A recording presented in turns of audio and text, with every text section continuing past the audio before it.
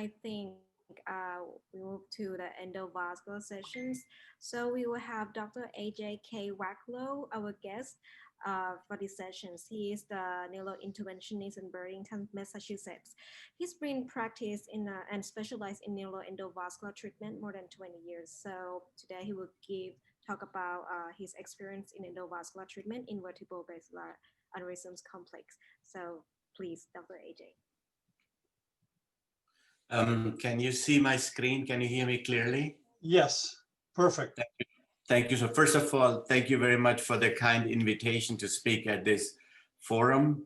I want to send good morning, good evening, and good afternoon to all the various continents. I will share with you the evolving endovascular field for basilar trunk and VB junction aneurysms.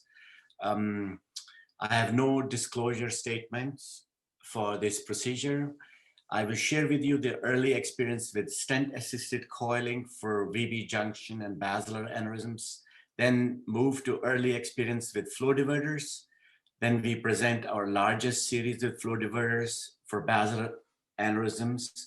That has led also to a lot of teaching and proctoring in the United States and around the globe.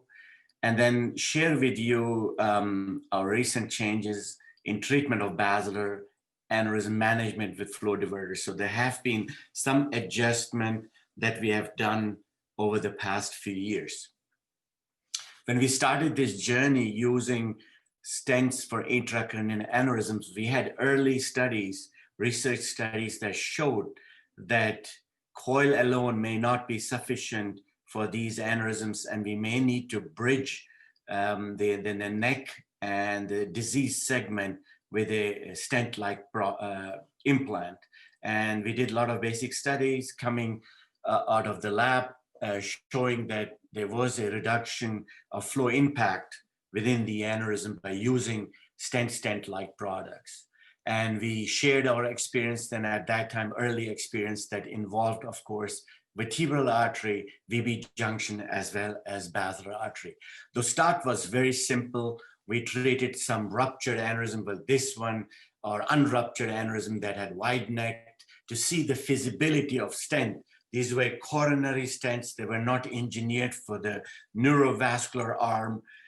we used these stents in conjunction with the coils for this aneurysm. So here, placement of the coils and then bridging in what we call it in a semi-jailing or or dual catheter approach, where we reconstructed the vertebral artery to see also over long term whether we can have the patency of anterior spinal artery, as in this situation, and the larger branches over time. So the results, early results were very, very encouraging, and then we moved slowly to the basilar trunk. Here, a patient with mass effect on the mid-pontine area due to probably dissecting aneurysms. So we did the same technology. We placed coils and we bridged the whole thing with a stent, getting very satisfactory clinical as well as angiographic result. Now then we became more and more aggressive, and then this is a paper that came and compiled our study, and these were the patients in this series that had basilar trunk aneurysm. And you may say over time, these patients did fairly well using this technology. Some of the patients we have been observing now for over a decade. So that was very, very encouraging. And as we were moving the technology towards engineering of finer mesh products made of chromium cobalt and had the propensity to allow the tissue to grow over it, we thought that this would be the way to go. Here another example of a probably dissecting aneurysm here, an entrance to the dissection and reconstruction with stents and coiling of the aneurysm. And this is a 108 months follow-up on the patient, showing you the perforators nicely open, and the patient did very well.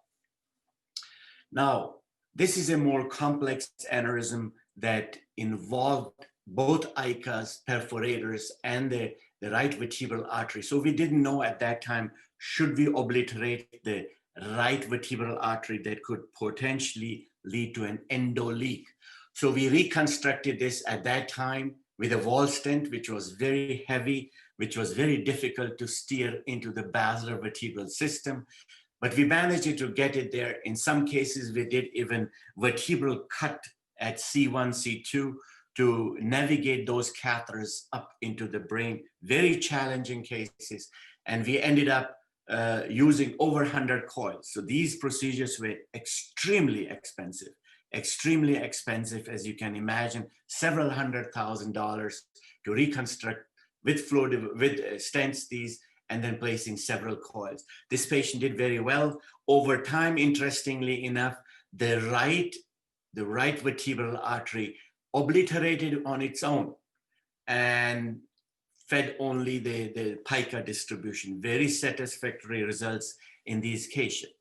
Now then like I said, we started working on our flow diverters. The concept was carefully studied in extensive animal studies and engineered, finding the right sweet spot where we could preserve small perforators, and we are still working on those challenges, and yet keep the aneurysm from further growth.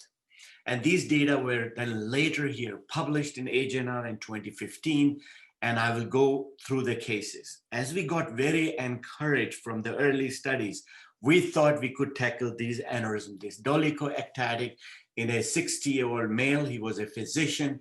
We placed the flow diverter here. We didn't close the right vertebral artery like I showed in the previous study. And you may nicely see here also the anterior spinal artery originating from the VB junction area.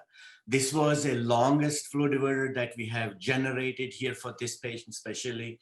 It was an 8 centimeter to reconstruct the whole segment. As you see, we placed the flow diverter from the left vertebral artery and bridged the entire basilar trunk, coming from the terminus into the left vertebral artery where we thought the vessel was properly. The problem was we didn't close the right vertebral artery, and we had the patient only on dual antiplatelet without testing all the platelet functions. So initially, everything looked very well. The patient was stable, was sent to the intensive care unit, and then 2 days later, there was a sudden deterioration with loss of consciousness. And as you see, we have a preserved flow from the right side, but enormous clot formation behind the flow diverter, obliterating all the pontine perforators. And on top of that, we had a significant stroke in the thalamic area, both occipital artery, and after a very long course in the ICU, the patient ultimately died. So our initially thought of using flow diverters for this kind of aneurysm was shaken. So we started thinking about that carefully. Another basilar aneurysm significantly challenged for the surgeons. These aneurysms generally don't have posterior communicating artery. So in the early days, I remember we used to close the vertebral artery, then wait until the collateral are reconstituted, and then close the other vertebral artery to reduce the size of the aneurysm and the growth over the aneurysm. But frequently, these aneurysms don't present with posterior communicating artery. This is another person, 66-year-old male, with this baggy looking, large, partly clotted aneurysm, reconstructing with multiple aneurysms. The procedure went very well. We brought the patient back. We do very short follow-ups to assess the situation of the flow diverter and the perforators, and we got very nice result. There's still some filling of the distal part of the aneurysm, some filling proximally, and the perforators, as you may say, as well as the large branches like the ICA or pica, were preserved. This is the construct showing on a vaso-CT here, nice apposition of the device, telescoping placement of the device, and the patient did very well. However, a few weeks later, the patient presents with hydrocephalus. We place an EVD. We had to stop the dual antiplatelet therapy for placement of the EVD. And we are working now on minimal invasive solutions for placement of the EVD. This shows you once more before and after shunting. And this is the partially thrombosed aneurysm with some filling distal area. And he did very well, except few DWI hits in the occipital lobe. The patient lived for a year and then expired due to pneumonia. Another patient, 74-year-old male, who has been presenting to us with a history of aortic aneurysm. And it's interesting. Some of these patients with these large atherosclerotic aneurysm of the basilar trunk have frequently aneurysms of the aortic iliac system. And we have to reconsider that these aneurysms may be a disease expression of the entire system. As you see, patient has been following up. Nobody wanted to operate on him in this area. In 9 and then 2 years later, brainstem compression with all the associated symptoms like gait disturbance and dysarthria and infrequent double vision. So we placed here again, very straightforward, the technology placement of a thin film flow diverter, fine mesh flow diverter, crossing the right PCA coming from the left all the way to the left vertebral artery. Here, 6 months follow-up, some filling of the aneurysm partially here. The patient again survived for a year and died of pulmonary complication after a year. So when we summarized this phase 2 of our study, we saw that there was a high occlusion rates of the VB junction. Here out of 8, 7 patients showed a complete obliteration. And in the basilar trunk, 4 out of 6 aneurysms showed a complete obliteration. And some of the aneurysms still were filling even after a year.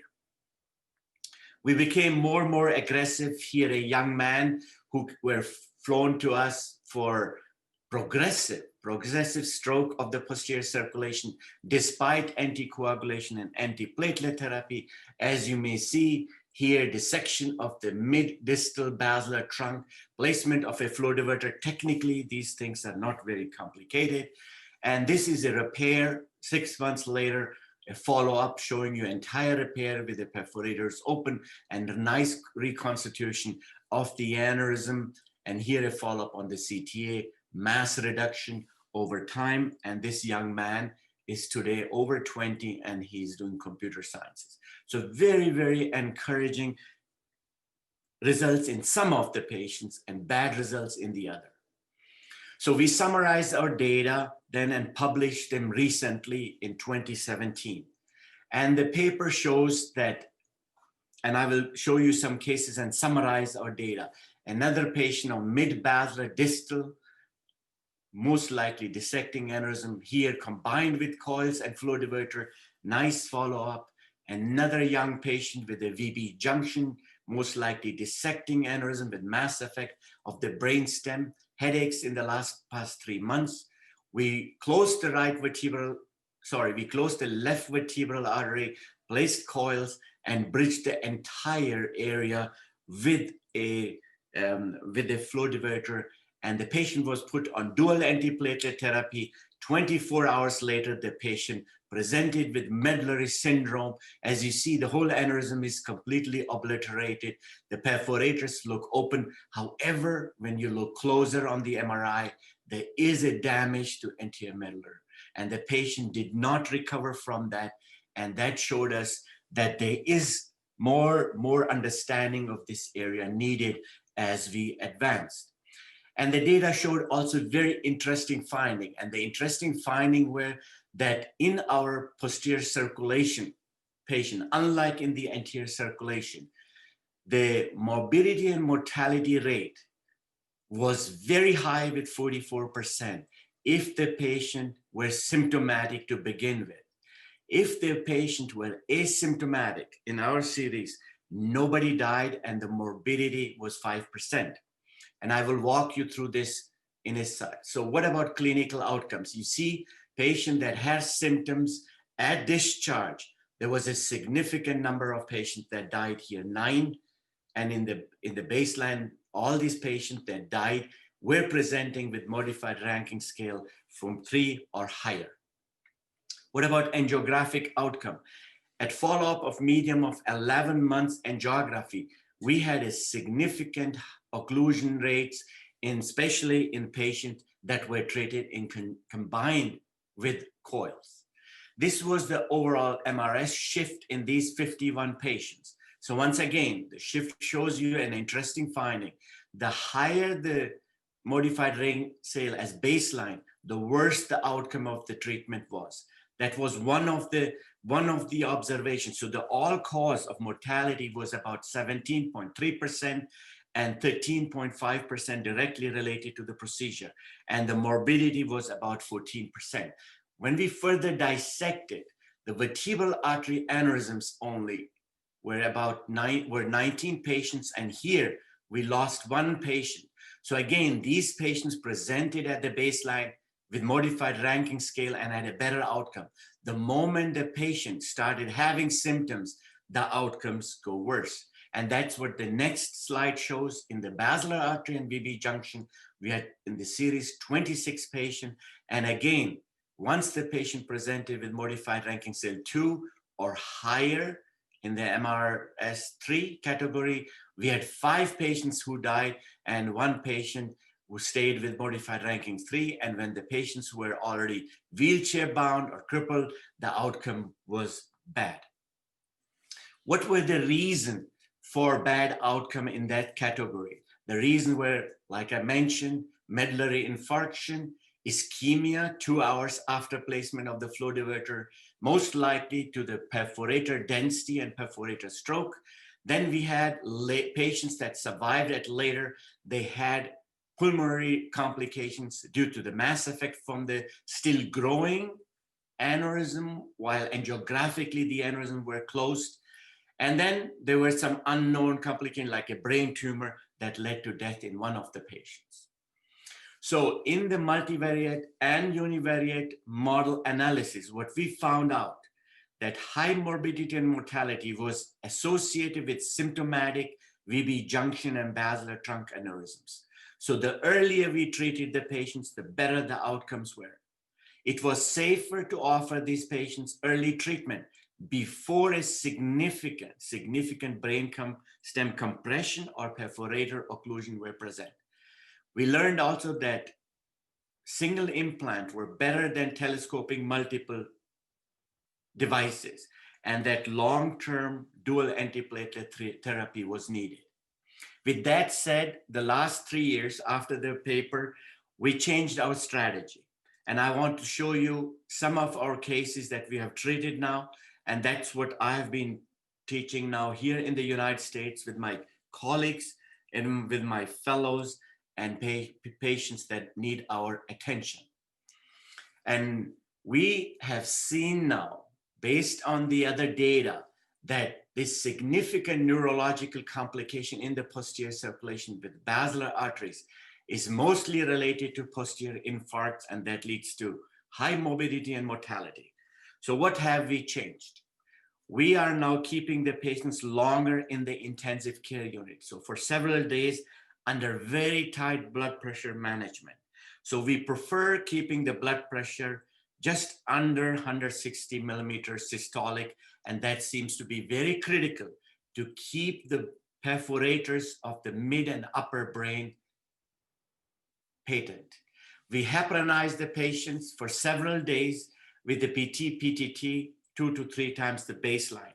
And before the patients go home, we add to the dual anti-treatment, Xarelto or rivaroxaban for anticoagulation. Again, very critical for perforators. So we keep the patients at least for 6 months on dual antiplatelet combined with anticoagulation and do very tight follow-up studies. And I want to share with you 6 patients of different category of the basilar trunk aneurysms where we have successfully done that. And all these patients have been alive now for over 3 years. This is a patient illustrating again why we believe that catching up the disease early in the stage is critical.